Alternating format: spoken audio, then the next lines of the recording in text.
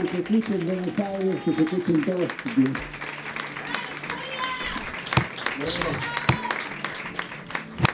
Va a estar acompañándola hoy en la conversación el partener, el señor Jorge Alemán. ¡Bravo! Que también tiene un aplauso, lo conoce todo Madrid. Nada más, Julia, este es tu público. Bienvenida. Bueno, muchas gracias, Papo. Gracias por la organización, gracias a Casa Brava. Segunda vez que estamos acá y la verdad que, bueno, para mí es un momento muy, muy particular. Si me llego a emocionar, discúlpenme, sepan comprenderlo. Estoy como un poquito ahí con la piel de gallina, ¿no? Y además que también uno se siente un poco en casa, ¿no? Y acá en Casa Brava en particular, que sabemos que es como una especie de refugio de argentos. Y obviamente con Papo que organizó todo esto y con Jorge, con quien siempre es tan enriquecedor conversar. Bueno, acá estamos. Así que gracias. En un momento les decía hace un rato, muy especial para mí. Especial, me gusta porque todo el mundo ahora me pregunta, Julia, ¿cómo estás? Y yo digo, ahora estoy bárbaro, porque ahora me siento poderosa. Hay algo del respaldo popular que vino después de que se conociera la última maldad que me hicieron. Digo última maldad porque la verdad que a mí me vienen haciendo maldades hace mucho tiempo.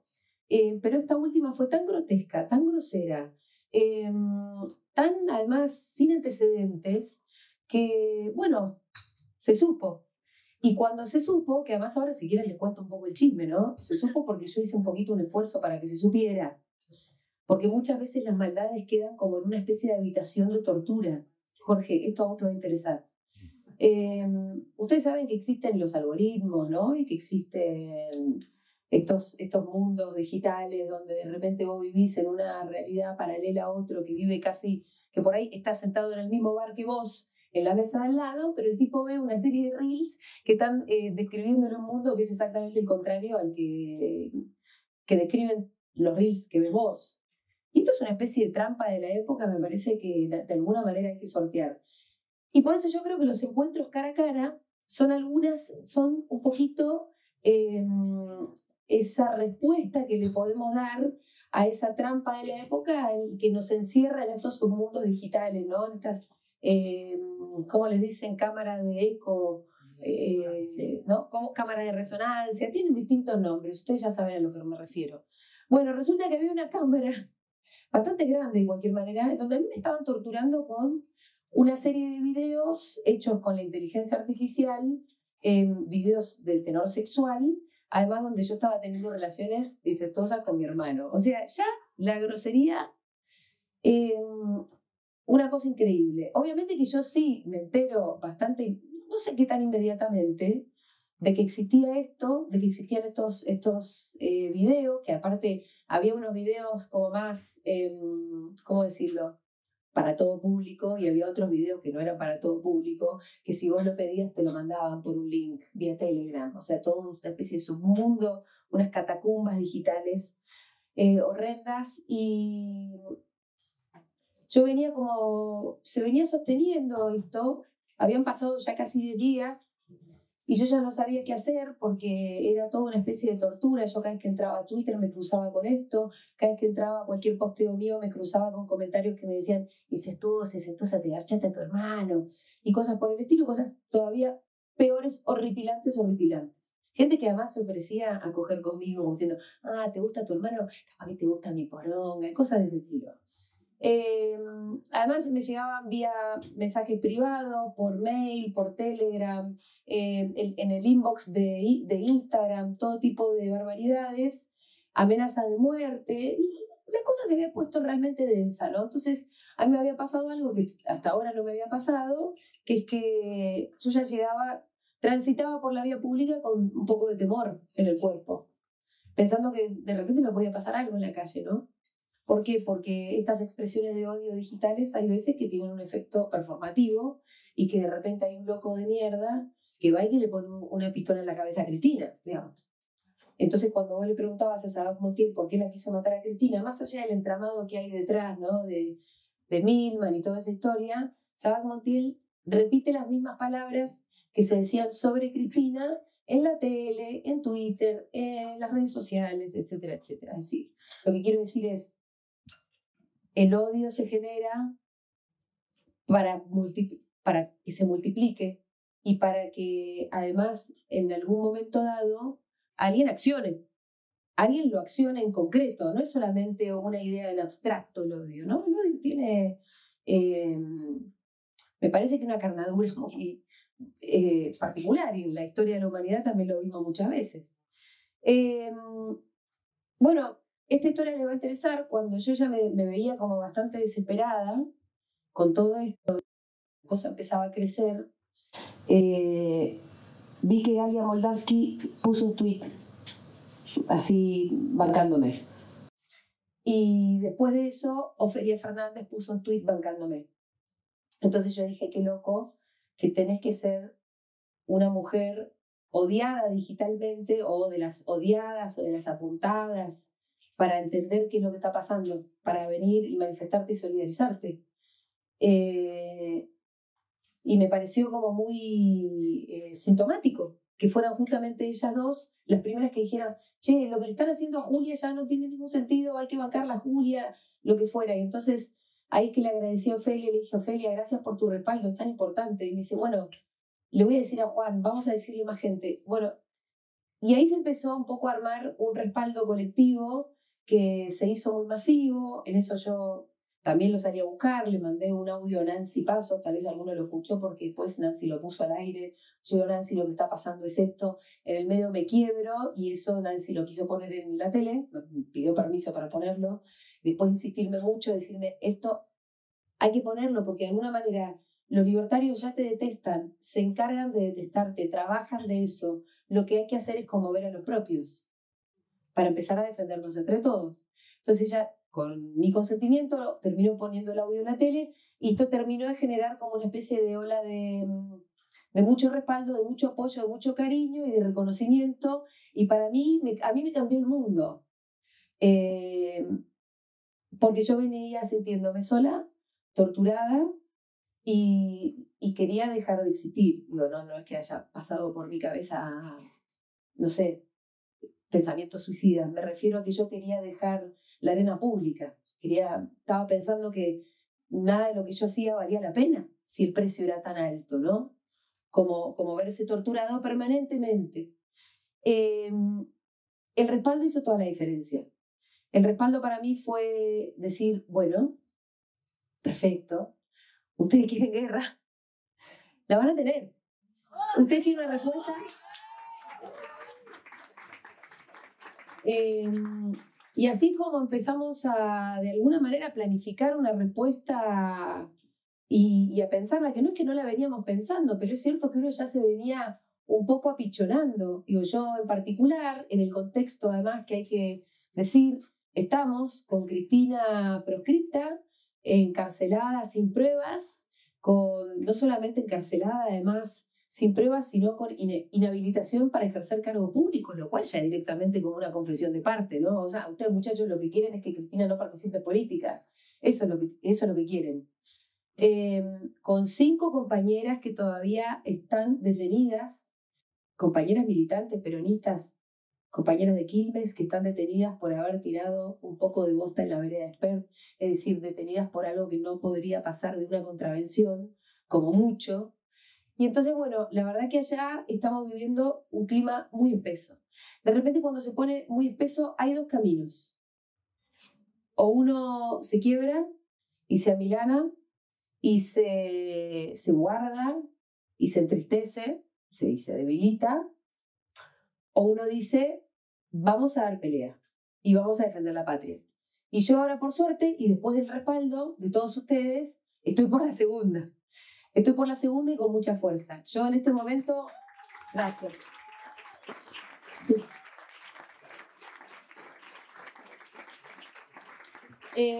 Lo que creo es que hay que pelear, y lo que tenemos que empezar a pensar es cómo. Y bueno, por eso estamos con Jorge Alemán. A ver si empezamos a hablar en serio en algún momento, ¿no?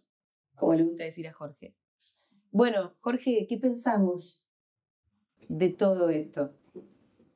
En primer lugar, me conmueve muchísimo el relato de Julia. Es una especie de utilización militar de la inteligencia artificial. Es un caso que hay que tomarse muy en serio porque probablemente se reproduzca. Ya se puede hablar, y de hecho se habla, de un terrorismo de baja intensidad, de un terrorismo de estado de baja intensidad en Argentina. Un terrorismo particular porque hay una serie de fórmulas reaccionarias contra las mujeres, contra los gays, etcétera, etcétera, pero no encarnadas por personajes como serían las derechas españolas de antes, personajes rancios de la iglesia, personajes, como dicen en España, casposos. Estos son personajes raros. No hay un contraste como el que hubiéramos situado antes entre mentalidades derechistas conservadoras que atacan al feminismo o al mundo gay, sino algo bizarro, perverso, y que, por ejemplo, para mí ese ataque con el vídeo incestuoso lo manifiesta claramente, el tipo de panorama, el nuevo tipo de oscuridad en el que nos vamos a adentrar. Entonces, con respecto a la pregunta tremenda de Julia, yo hoy había escrito un texto en página 12, ¿no? Normalmente tenemos una tradición donde pensamos que a medida que se vayan agudizando las contradicciones, por ejemplo, este tipo es indudable que se gana todos los días enemigos y que uno se pregunta con legitimidad si tiene espalda para soportar esta cantidad de enemigos. Pero cuidado, porque la idea de que las contradicciones llegan a un momento que hacen derrumbar a un orden establecido es una idea que hay que tomarse muy en cuestión. Yo todos los días veo algunos de los programas, no el de Julia, pero algunos que veo, donde parece que el gobierno está a punto de caer. Y eso puede llevar a una cierta inmovilidad, porque efectivamente no lo veo a punto de caer. Porque no veo que las contradicciones se sumen de esa manera. Las movilizaciones. Hace años que el planeta está atravesado por movilizaciones permanentes. Las movilizaciones populares van a formar parte del paisaje de nuestra vida de ahora en más. ¿Quiere decir con esto que esas movilizaciones se van a articular en un gran proyecto que le dispute al poder su hegemonía? Nada es evidente. Es decir, por supuesto que necesitamos ese deseo de lucha que manifestó Julia, pero es cierto que ni las movilizaciones ni las contradicciones, entonces empieza un primer, para mí, problema. Yo seguí muy atentamente a las personas que apoyaban a Julia, pero también he visto y conozco un montón de colectivos en silencio. En la Argentina hay un montón de colectivos que se comportan como si no estuviera gobernando la ultraderecha, como si les pareciera en realidad que le tocó el turno, como a veces le toca al peronismo, ahora le tocó el turno a un gobierno de los peronistas. No. Está pasando algo mucho más grave y algo nuevo, como también va a pasar en España. En España no va a venir la derecha liberal opuesta a la izquierda, va a venir algo nuevo. Y, por ejemplo, veo de golpe que las instituciones humanísticas no han dicho nada, veo de golpe que un montón de... O sea, los colectivos con respecto a los cuales, si queremos verdaderamente, como dijo Julia, presentar pelea y articularnos, no podemos construirlos solo con los propios. Fundamental la presencia de ustedes. Pero la pregunta nuestra, porque además Julia dijo algo muy importante, hay una muralla de las redes y hay un embrutecimiento mediático con una eficacia enorme. Por lo tanto, tenemos que recuperar un poco la potencia poética y existencial de los encuentros. Pero el problema es que los encuentros no pueden ser con los propios solamente. ¿Y qué vamos a hacer con los ajenos, con los que viven en esa ciudad? De golpe se fueron miles de personas a ver a Boca, a Miami, mientras estaba pasando esto. Mientras estaba pasando esto, llegan miles de argentinos a Madrid a comprar cosas. Entonces, creo que y aquí termino porque si no, una de las condiciones fundamentales para que esta lucha empiece a vertebrarse y a tomar un sentido es hacer una caracterización muy rigurosa de lo que está pasando y no hacerla desde los parámetros anteriores. No hacerla desde las lógicas en las que nos hemos situado en otros tiempos. Porque hay cosas de otros tiempos. Por ejemplo, lo que escribió Julia, el poder performativo de las palabras. Sí, López Rega decía una cosa, decía la otra, te acusaba de comunista y al final desaparecías. Eso ya está empezando a suceder. Pero en cambio, lo que no tenemos bien claro es cómo elaborar una estructura en donde los concernidos no sean los de toda la vida, no sean solo los propios, no sean solo los primos, no sean solo los que nos pueden seguir o los que nos puedan leer o los que nos hagan el favor de atendernos. Y ahí es donde me parece que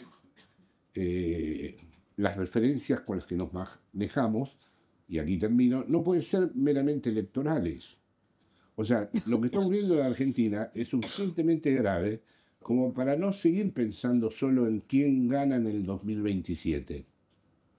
Habría que ver cómo se frena esta barbarie que se está organizando y si de paso, al frenar esa barbarie puede surgir algo nuevo. Bueno, algunas cosas de las que dijo Jorge que me interesa incluso hasta polemizar con esto, mirá. Por un lado me haría la pregunta de si esto es realmente algo totalmente nuevo. Bueno, vieron que hay un lugar común para titular monografías que es rupturas y continuidades de tal cosa, tal cosa. Bueno, yo creo que se podría hacer la monografía pensando en rupturas o continuidades. Yo lo que creo es que claramente hay algo nuevo y al mismo tiempo hay algo que sigue igual. ¿Y sabes lo que es? El antiperonismo. Porque, de hecho, muchos cayeron en la trampa de decir que Milei no era antiperonista, que había otra cosa que lo estructuraba, que había otra cosa que lo definía, que de hecho Milei era una fuerza popular, porque además, bueno, muchos seguidores de las clases populares lo votaron a Milei, entonces, ¿no? Milei es una cosa nueva respecto de esa dicotomía clásica y histórica que es el peronismo y el antiperonismo. Yo creo que en el último tiempo, más que nunca, se empezó a cristalizar cada vez más el antiperonismo que constituye a este gobierno de ultraderecha. Creo que tienen chiches nuevos, creo que tienen algunos instrumentos nuevos, sus milicias digitales, tienen pésimo gusto, por otra parte, ¿viste? Antes teníamos unos gorilas que eran, no sé, Borges, qué sé yo, tenías otra calidad en términos intelectuales, ¿no? Y ahora ya hay un embrutecimiento, como decías vos, también, que incluso juega en su favor, porque vos cuando tenés pibes ahora que no tienen idea de la historia reciente de su propio país, bueno, mucho más fácil es engañarlos. Entonces yo creo que también sirve hacer algún tipo de historización sobre la cosa. Hay unas cuantas cuestiones que a mí me parece que lo ponen en el lugar de la típico antiperonismo, a saber, la proscripción del líder peronista, que en otro tiempo fue Perón en el exilio y que ahora con mucha claridad es Cristina presa. La proscripción de cualquier expresión peronista, que en su momento fue el decreto, no sé si vos te acordás el número del decreto. Sí.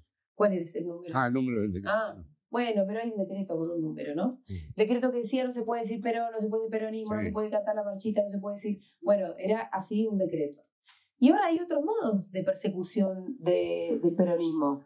Bueno, por ejemplo, callarle la boca a todas las personas con sus milicias digitales, a todas las personas que expresemos otra cosa. Donde además, con el aparato mediático también, porque esto no es un chistecito de Twitter, con el aparato mediático, la permanente y persistente persecución y demonización de todos los personajes peronistas, ¿no? Donde ahora es mucho más fácil meter en cana a estas pibas, las de Quilmes, porque fueron demonizadas durante muchos años. El kirchnerismo, el Cuca, no es tan grave meter a una morocha Cuca en la cárcel. porque fueron demonizadas las feministas, las peronistas, los morochos, y estas chicas medio como que reunían todos esos demonios. Y bueno, entonces las meten en cana y no hay tanto problema, cuando debería ser un problema muy serio. De hecho, lo es. De hecho, lo es. Entonces me parece que todo ese escenario, y podría seguir pensando cosas, pero no quiero abundar en cosas que ustedes ya conocen, termina configurando un escenario de proscripción al peronismo en general, como lo fue en los años en los que ya sabemos que fue proscripto el peronismo. Ahí es donde yo creo que hay una continuidad, ¿viste? Ahí hay algo que sigue siendo, porque al final Milei no se alió con ningún peronista, con ninguna clase populares, nada del proyecto político y económico de Milei es en favor de las clases populares, sino todo lo contrario, es un proyecto en favor de las élites económicas y siempre pasa lo mismo, siempre son los mismos tipos. Y además, los mismos tipos, ni siquiera es que decimos, son las mismas familias. No, son los mismos tipos. Ese Sturzenegger y Caputo, o sea, los mismos tipos. Y si nos vamos un poco más para atrás, bueno, claro, estaba el papá de Sturzenegger, son las mismas familias, es el mismo poder económico concentrado, es Roca, de Techín, es Huerte, es la misma gente, siempre.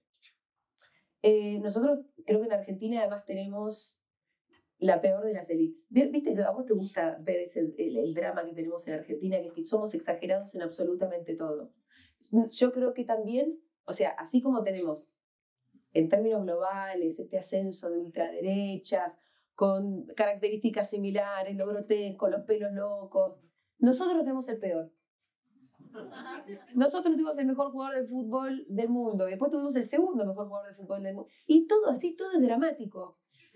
¿Fuiste vos el que dijo, Jorge, bueno, tal vez esta hipérbole, ¿quién te dice se nos da a favor? ¿Quién te dice de repente la mejor de las revoluciones también sea Argentina? ¿Lo dijiste vos? Sí. ¿Te lo leía vos? Listo, un aplauso para Jorge Alemán. No, en primer lugar, bueno, gracias, Julia. No hay nada que sea radicalmente nuevo que no arrastre los fenómenos históricos, y el antiperonismo está clarísimo que tiñe todo el ejercicio del poder que en este momento está en juego. Pero cuidado con esto, que indudablemente son todos antiperonistas y que además ya han participado en gobiernos gorilas, no quiere decir que sean lo mismo y que sean lo ya visto. También hubo en Israel gobiernos de derecha que bombardeaban. Pero este bombardeo ahora, en Gaza, es distinto. También hubo republicanos que organizaban guerras de exterminio en distintos lugares del mundo. Pero Trump es otra cosa.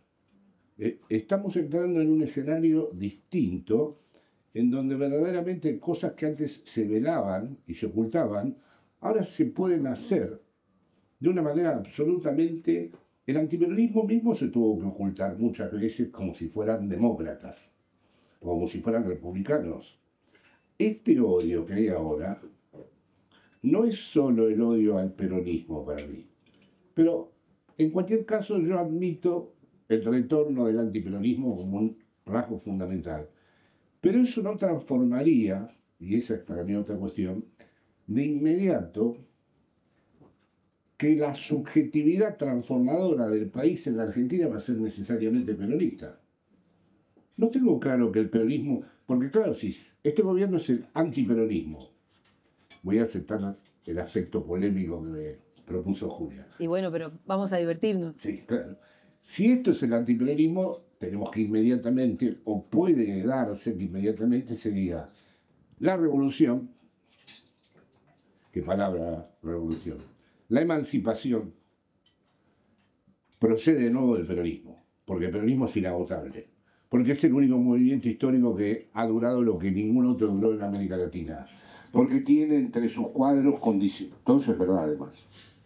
Y yo me siento orgulloso del peronismo también. Ahora, yo no tengo claro que en este proceso de articulación que estamos describiendo, que es necesario, una articulación que no existe una articulación entre los jubilados, los médicos de Garrahan, los estudiantes, los obreros, los militantes sociales, los militantes peronistas, sea el peronismo el que sea capaz de realizarla. Que el peronismo, por razones históricas, esté destinado a hacerlo, sí. El peronismo se supone que tendría que ser ese imán, ese momento aglutinador de todas esas tendencias. Bueno, bien. Tengo con respecto a esto todavía, por ciertas cosas que voy observando en Argentina y en el mundo, que no está asignado tan claro. Antes no lo hubiéramos dudado nunca. Antes lo popular y el peronismo eran sinónimos. Yo no creo que actualmente lo popular y el peronismo en Argentina sean sinónimos, entre otras cosas, porque no sé si hay popular en Argentina todavía. Mira, sobre eso me parece que es bien interesante y me parece que es de los desafíos para adelante. Lo que yo creo sobre el peronismo en ese sentido es que el peronismo tiene una característica que para mí de las más fabulosas, que es dinámico, es flexible. El peronismo en algún momento pudo haber sido, no sé, antiputo, pongámosle, ¿no? ¿Se acuerdan que por ahí en los 70 los montoneros cantaban, no somos putos, no somos faloperos?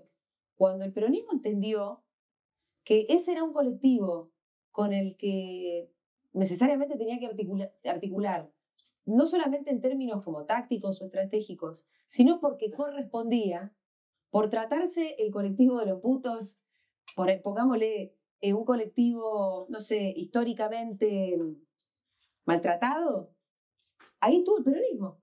Entonces, la ley de matrimonio igualitario no es que se logró en cualquier momento, se logró durante un gobierno nacional y popular. Cuando vino el feminismo, que tampoco es necesariamente peronista, ¿qué pasó? La misma articulación.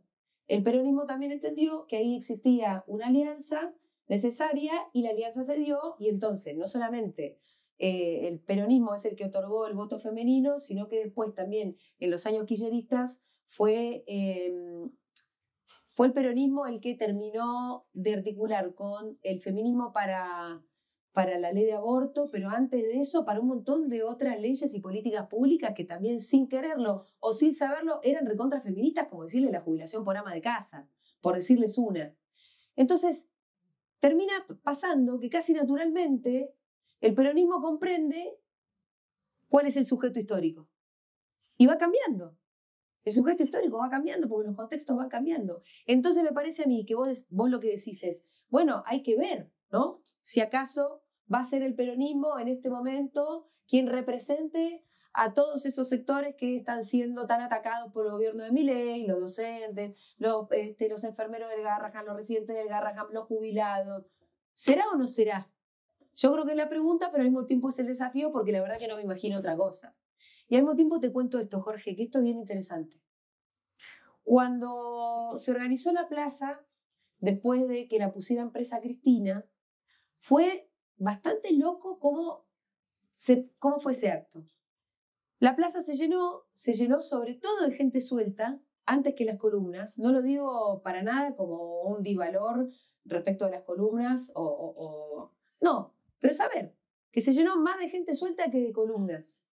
Yo creo que lo ideal siempre es la gente suelta y las columnas, ¿no? Pero había sobre todo familias, señoras, la doña estaba en la plaza, ¿no? Bueno, y el acto, estábamos todos ahí mirando un escenario vacío a ver qué era lo que iba a pasar y de repente suena la marcha peronista y la gente se miraba y algunos la cantábamos con los deditos, ¿viste? Vuelto locos. Y otra gente por ahí ni se la sabía. Pero no fue un momento incómodo. No fue un momento incómodo. Fue como, capaz que son estos los que me defienden siempre. Y después, bueno, está lo del audio de WhatsApp, pero para el caso de ir pensando cuál va a ser el rol del peronismo en este momento, bueno, no sé, esto es lo que a mí se me viene a la cabeza. Después sobre algo que habíamos dicho antes, ¿no? Que tenía que ver con el encuentro cara a cara, con las movilizaciones, con las marchas, que muchas veces nos pasa que decimos, ¿de qué carajo sirve si uno se moviliza, marcha, somos un montón y después no pasa nada? ¿Qué? Bueno, a mí me parece que las movilizaciones y los encuentros tienen un par de objetivos muy concretos y muy palpables que están muy bien. Y por eso no deberíamos abandonarlas. Por un lado, el encuentro cara a cara rompe, por supuesto, con la hiperindividualización de esta época, que te encierra, que te ensimisma, no solamente en tu algoritmo, porque por ahí tu algoritmo está bárbaro, por ahí tu algoritmo no para de tirarte reflexiones de Jorge Alemán.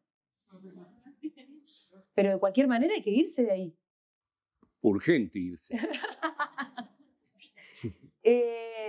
Porque hay que mirarse las caras, porque hay que necesariamente reconstruir los lazos sociales. Y los lazos sociales no son las redes sociales, no es internet. Los lazos sociales son bancarse entre nosotros en estos tiempos oscuros, emocionalmente y materialmente. Y eso se hace en el club de barrio, en el sindicato, en el centro cultural que vos tenés ahí a la vuelta de tu casa, en donde sea que te toca militar o ir y encontrarte. Ahí es donde se sostienen los lazos sociales. Por ese entramado es por el que siempre viene el neoliberalismo desde que existe. Vamos a romper con todo. Tenemos que hacer que cada individuo exista solo en el planeta. Bueno, muchachos, mientras nosotros estemos juntos, emocionalmente y materialmente. ¿Por qué digo emocionalmente y materialmente? Miren, el otro día me pasó algo muy particular. Organizamos un festival con el MTE para juntar alimentos para la red de comedores del MTE, ¿no? Entonces estábamos ahí, estaba saliendo todo bárbaro, estaba todo muy lindo, estaban las señoras que sostienen los comedores, estaban las bandas de los, viste, rockers que tocaban y cancheros y muy buena onda, pero es gracioso porque viste que cuando vos vas a un camarín te das cuenta enseguida cuál es el famoso del camarín. Bueno, estaban esos también, pero también estaban las señoras de los comedores, todos juntos ahí, aportando lo suyo. Y era muy importante en términos emocionales para esas señoras ver a esos rockeros que estaban ahí por ellas. Y era muy importante para esos rockeros decir, mirá, yo puedo tocar gratis y lo puedo hacer por algo y por alguien más. Y era muy importante para toda la gente que estaba ahí abajo ver que ese festival estaba saliendo tan bien. Y entonces era importante para todos en términos de verdad emocionales, que no es poca cosa, y esto me gustaría que vos me dijeras algo más, Jorge, y en términos materiales, porque todos los boludos que entraban ahí llevaban arrocito, polenta, todo, y con eso le vamos a dar de comer a unos cuantos pibitos durante unos cuantos meses hasta el próximo festival. Entonces, gracias.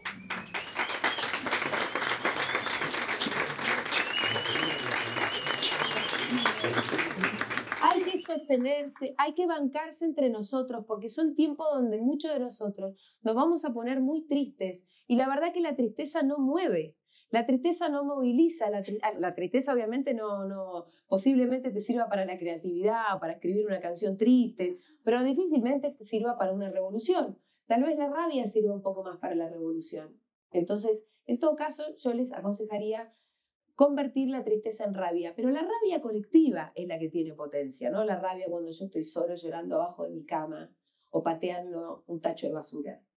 La rabia colectiva se organiza. Y en todo caso ahí veremos que lo que sí creo, en todo caso, cuando nos preguntamos, bueno, la movilización, ¿y para qué los encuentros? ¿Para qué sigo militando en este centro cultural? En principio, para sostener a tu compañero y que no se caiga. Y para sostenerte a vos, porque si no es tristísimo pasar por un gobierno de Milei si no tenés a dónde ir, si no tenés compañeros que piensan como vos, y no solamente por el futuro, que también, y no solamente cruzarte con los reels, con reflexiones de Jorge Alemán, que también. Es sostenerse cara a cara. No es tanto poner el cuerpo como poner el hombro. Que alguien te llore un poquito en el hombro y después dale, a seguir. De eso se trata para mí la tarea que tenemos los que estamos en el medio y en un mientras tanto. Porque nosotros no somos los dirigentes ya verán, hay que ver qué pasa. Vos decías, bueno, en términos electorales, qué sé yo, no sé, ¿cómo van a salir las elecciones ahora de medio término? Miren, les aviso algo, por lo general el peronismo pierde las elecciones de medio término, siendo gobierno o siendo oposición, así que ni tanta expectativa. Ahora, si llegamos a ganar, bueno, capaz que es una linda señal. No sé qué va a hacer la dirigencia, no sé qué va a pasar con las internas, no que no me parezca importante, me parece que no es el lugar en donde estamos nosotros. Entonces, Cuando uno mira arriba, uy, se pelean, se volvieron a pelear, le dijo tal cosa, le dijo tal otra. Esa impotencia, la verdad, bueno, miren, no nos corresponde. Lo que nos corresponde a los que estamos en el medio es darnos manija, es sostenernos. Porque esto también es un mientras tanto. Esto no va a durar para siempre. Ahora, si cuando el gobierno de Milei se cae, nosotros estamos totalmente desmovilizados, desarmados, tristes, sin un compañero cerca, bueno, entonces no, ahí qué sé yo qué va a pasar. Un desierto. Ahora, si cuando el gobierno de Milei se cae, nosotros estamos fuertes, tenemos ideas para un mundo mejor, tenemos compañeros, tenemos redes, bueno, entonces no nos van a agarrar totalmente desprevenidos. Me parece que esa es la tarea en este mientras tanto y es importante.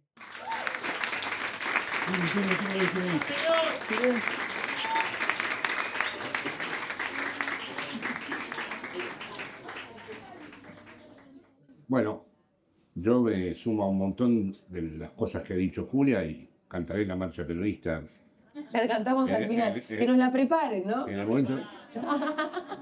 momento que la tenga que cantar, porque además procedo de ahí, milité en la Juventud Peronista y es el motivo por el cual desde el 76 vivo en Madrid. Julia dijo una palabra muy importante para mí, nacional y popular. Lo nacional y popular no es exactamente sinónimo del peronismo, porque yo pienso que es el kirchnerismo el que verdaderamente ha experimentado lo nacional y popular en los últimos años, y que en todo caso el peronismo pertenece al kirchnerismo y no al revés, como se dice. Sé que esto Me interesa. Lleva muchas discusiones, pero a los peronistas no kirchneristas les escucho decir verdaderos enunciados fascistas. Esa es la verdad, que en general a los peronistas no kirchneristas les he escuchado en los últimos años barbaridades del estilo de que Trump es peronista, o que la señora Villarroel podría ser un cuadro nuestro, o que en realidad habría que primero colaborar con este gobierno que al fin y al cabo lo votó la gente. O sea que, para mí, la hegemonía interna del peronismo la tiene el kirchnerismo y el peronismo es una parte del kirchnerismo. Y sé que eso, como imaginarán, tengo muchos amigos y amigas con los que discuto esto. En segundo lugar, creo que es un deber intelectual a tomarse en serio a todos los que estamos en este tipo de prácticas, averiguar de verdad y hasta las últimas consecuencias por qué un gran sector de la población de origen popular apoya al gobierno de ultraderecha. Me parece que si eso no se explica solo con el antiperonismo, porque lo están apoyando personas que fueron peronistas. Y a mí me consta eso. Entonces, como no se desentrañe de verdad por qué es apoyado las monstruosidades que vemos todos los días por sectores que no solo no se ven afectados por esas monstruosidades, sino que las naturalizan y las ven como el curso natural de la Argentina. Hoy por hoy, en otro momento de la historia, si hubiera elecciones, estaríamos seguros que arrasamos. No es en absoluto así, ¿eh? Cualquiera que viaje regularmente a Buenos Aires puede comprobar que una de las tareas, por lo menos a mí, que me interesa mucho cómo es que se organizan las representaciones humanas y cómo fueron ciertos fenómenos totalitarios los que tuvieron lugar a lo largo de la historia, yo paro en un café, por ejemplo, puedo decir Martínez, que está ahí al lado de mi casa, donde los 5 chicos que trabajan son 5 chicos o inmigrantes o del interior. Los 5 votaron a Milei. Entonces, y hablo mucho con ellos, ahora logré que a las 2 hayan empezado a dudar en el último viaje. Pero quiero decir, consiste en un deber de primer orden decir, no solo, lo que hay que describir ahora ya no es la brutalidad terrible del poder, sino los que lo alimentan de una manera incluso no reflexiva. Hay muchas personas que si uno les dice, estás apoyando un gobierno fascista o un gobierno de ultraderecha, no se lo creen. No lo creen. Y no personas, conozco psicoanalistas, conozco médicos, conozco muchas personas que les digo, pero ustedes están colaborando con algo que es un proyecto de terrorismo de Estado tarde o temprano. Y sin embargo, no se hacen cargo de esta cuestión. El otro tema del que cierro con esto, lo de la rabia. La palabra revolución nos exige un duelo, porque revolución era tomar el poder y realizarlo incluso de manera violenta. Y, sinceramente, yo, si encuentro un joven que me los he encontrado con estas ideas, trato de disuadirlo porque no me parece. Me parece que hay que puede haber el peligro de una lógica sacrificial en marcha y que ya tuvimos una experiencia muy importante con eso que respeto además muchísimo. Pero sí es interesante ver qué política nos damos con aquellos que han sido dañados, atacados y destruidos por este proyecto político que ahora está en el gobierno y que no han sido kirchneristas nunca. Si los tenemos que olvidar o si tenemos que establecer puentes. Por ejemplo, a mí me gustó mucho el otro día que Julia entrevistara a una de las referentes de la izquierda, a la señora Breckman, alias La Rusa, porque me parece que precisamente uno de los modos de articulación diferentes que habría es que por fin la izquierda deje de ser gorila y por fin también el kirchnerismo colabore finalmente a un nuevo tipo de composición donde la izquierda tenga lugar. Donde se izquierdice más, ¿no? Sí. Quiero decir que La Rusa igual hueso duro de roer. Sí, La Rusa, sí. Tuviste una paciencia bárbara, pero bueno. Sí, yo estaba incluso bastante cansada, por eso la miraba y decía, no, pero además cuando uno hace una entrevista sabe que tiene que escuchar, sobre todo. Pero sí, hueso duro de roer al mismo tiempo. Me pareció... El día que la condenaron a Cristina, que se armó todo ahí afuera de la casa, una movilización, y fueron llegando dirigentes, y viste que llegó Miriam Breckman con el Chipi Castillo, con Nicolás del Caño, y lo que pasó fue como que se abrió la gente y los otros pasaron. Nadie los puteó, nadie le dijo nada, sino que los aplaudieron y los otros entraron a la casa de Cristina y tuvieron una reunión con Cristina. Y a mí me pareció que, como decís vos, una señal buena de distintos puntos de vista. Por un lado, muy buena señal en tanto que ellos se degorilizaran, como vos dijiste, o que sean capaces de ver que era una condena absolutamente arbitraria y que no se puede convalidar. Porque bien podrían haber sido una izquierda más sonsa, ¿no? Como que digan, no, la chorra, qué sé yo, podría haber sido.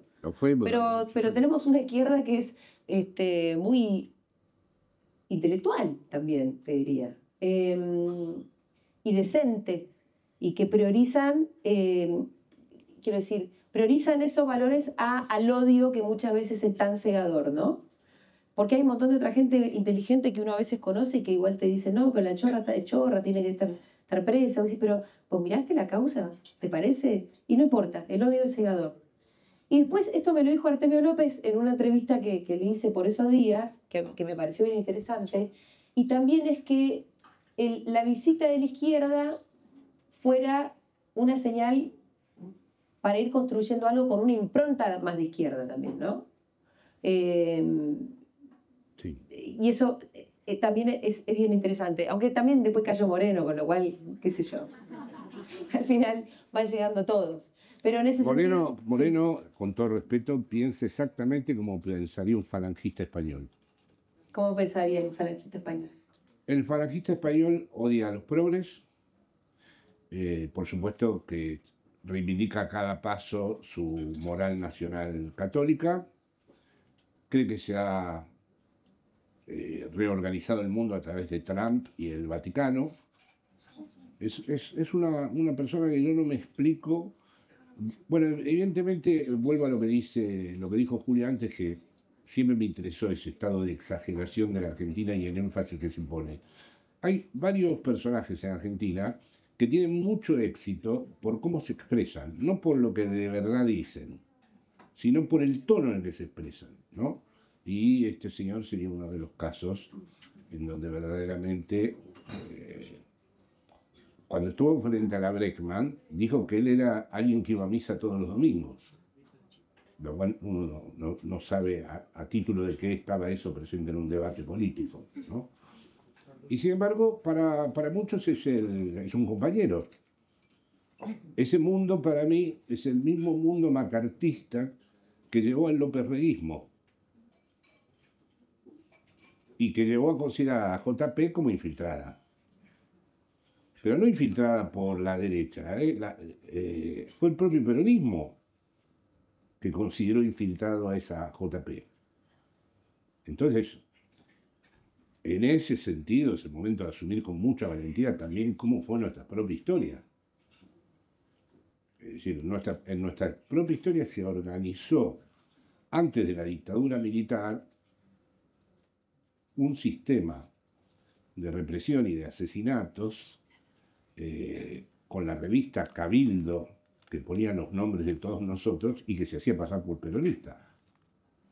Entonces, son todos elementos, sé que cuando hablo así deben pensar que me dará un ataque de trotskismo izquierdista.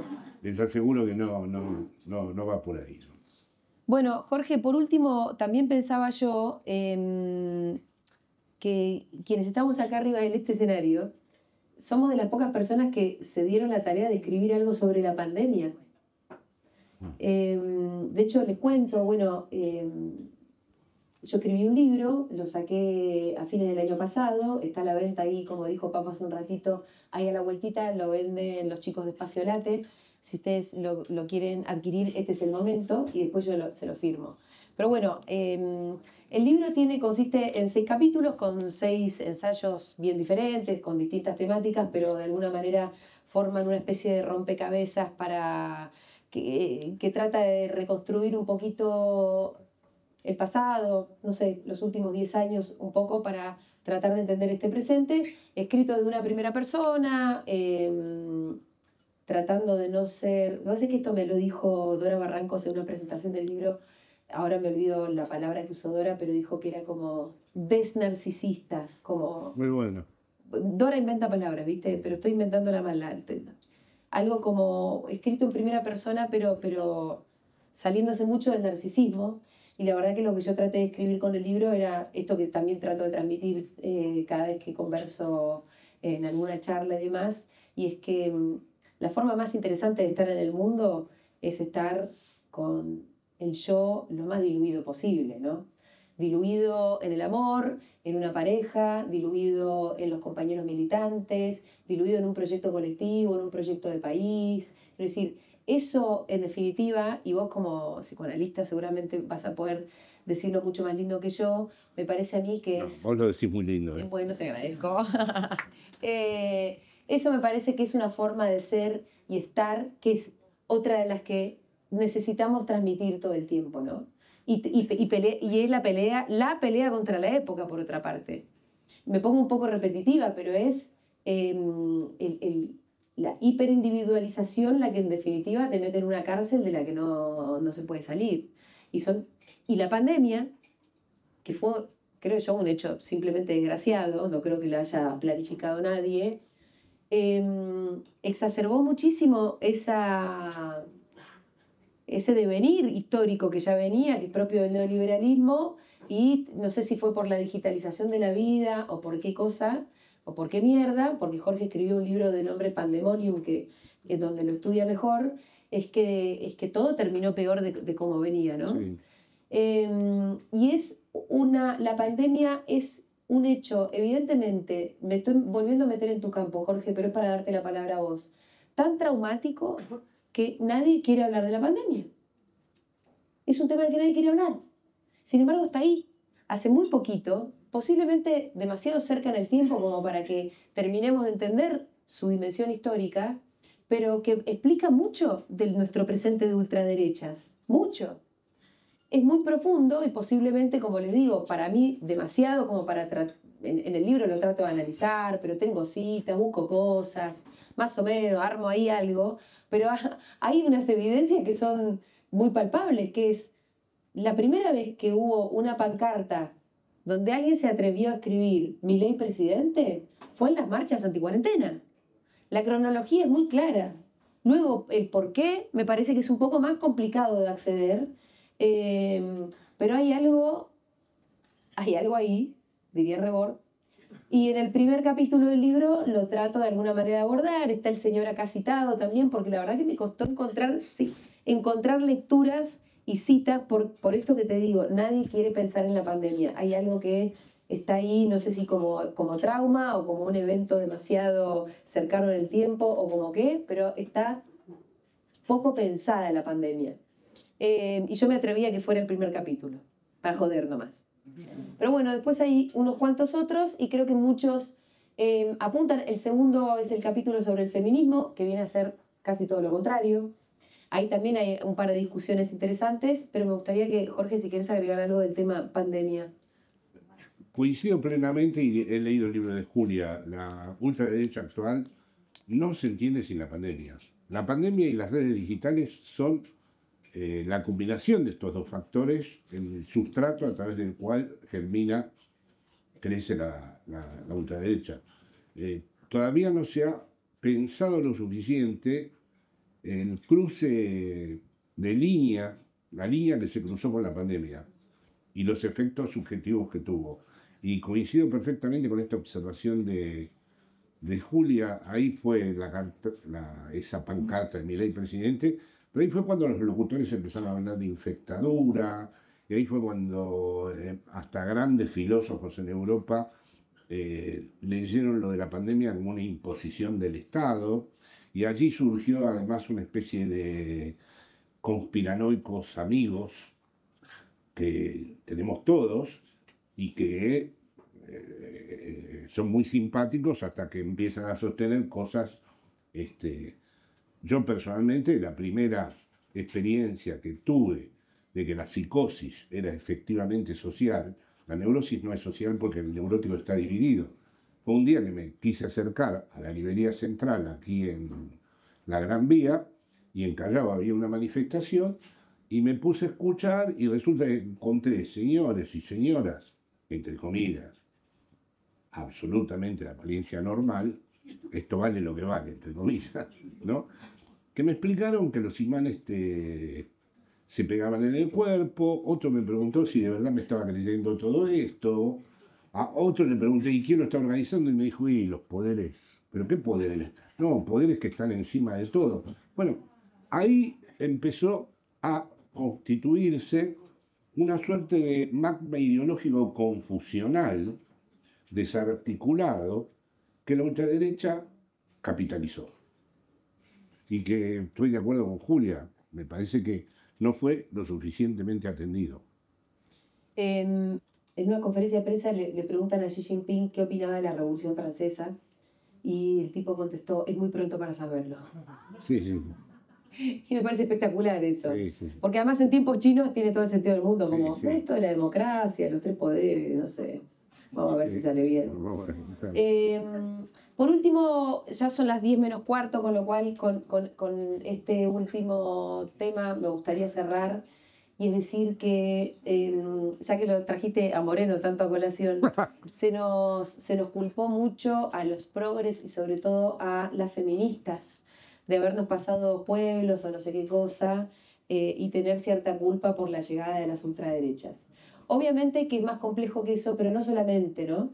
Hay algo de lo que yo estuve terminando de entender de manera muy cabal, y es que las feministas somos el principal enemigo de este gobierno.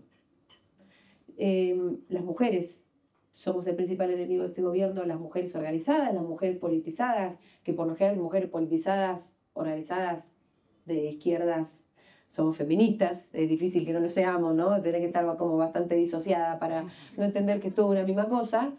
Y somos verdaderas enemigas de este gobierno.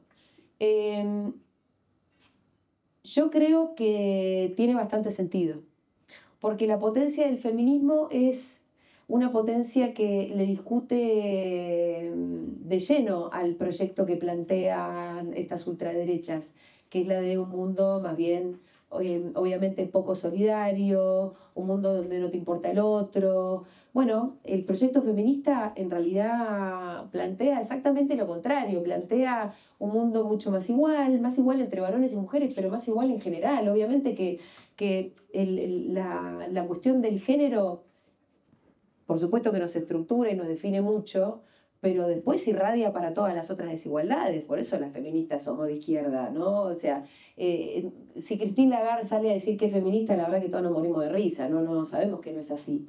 Y tan potente fue el feminismo y tan politizador también fue el paso de la cuarta ola feminista por Argentina, que después se vio muy concretamente a la hora de votar. Si vos te fijas cómo votaron varones y cómo votaron las mujeres, es muy concreta y importante la diferencia. De hecho, nunca en la historia se había visto tal diferencia de género en el voto. Entonces, uno que dice, ¿qué pasó? ¿Por qué las mujeres no nos prestamos a esta identidad fascista que vino a proponer Milei?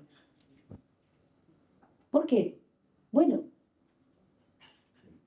porque pasó el feminismo por Argentina.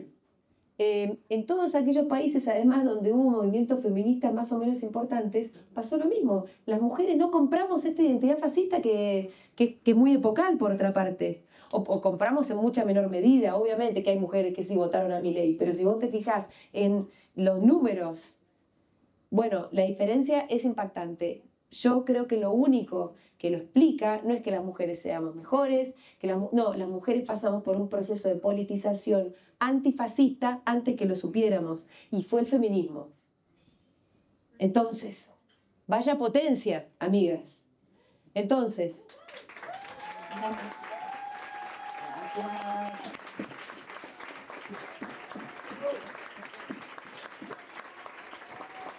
y yo por último digo esto y genera muchas polémicas y nos peleamos allá con colegas y compañeras y demás. Yo hago esta autocrítica que no tiene que ver con flagelarse y mirar para atrás, y la autocrítica por quedar bien con otros o por qué sé yo qué mierda. La autocrítica tiene sentido cuando es en clave de futuro. Porque si no, ¿por qué mierda vas a hacer una autocrítica? La autocrítica tiene sentido cuando decís, bueno, para adelante, ¿cómo podemos hacerlo mejor? Y lo digo brevemente. Yo no creo que la autocrítica pase tanto por cosas que yo creo que se hicieron mal, lo dije en su momento, lo sigo sosteniendo. El temita de los scratches, el temita de la cancelación, fue una mierda, estuvo mal, pero yo no creo que explique todo. Yo lo que creo es que nuestro antídoto antifascista, que es evidente, por esto que le digo cómo votamos, es un antídoto que vamos a tener que convidar para adelante a nuestros compañeros. Lo vamos a tener que convidar. Ya no puede ser que esta revolución es mía. No. No es suficiente nunca. Porque además, lo que tenemos por delante, la lucha que tenemos por delante, los poderes además que tenemos enfrente son tan tremendos, tan terribles, que vamos a tener que necesitar de todos y de cada uno de nosotros, de toda la inteligencia. Hay una frase linda de Gramsci que me encantaría poder citar de memoria, ¿no? Pero que vamos a necesitar de toda nuestra inteligencia, de toda nuestra identidad, de toda nuestra voluntad y de toda nuestra fuerza, porque lo que se viene por delante va a ser importante. No solamente vencer a este poder fascista, sino, sobre todo, la reconstrucción de la patria que tendremos, que será una patria arrasada, ojalá que no tanto, ojalá que lo podamos detener, ojalá que no haya daños irreversibles, pero la reconstrucción de la patria también. Vamos a necesitar de todos, con lo cual nuestra revolución feminista ya no puede ser solamente de nosotras, la vamos a tener que convidar. Y con eso...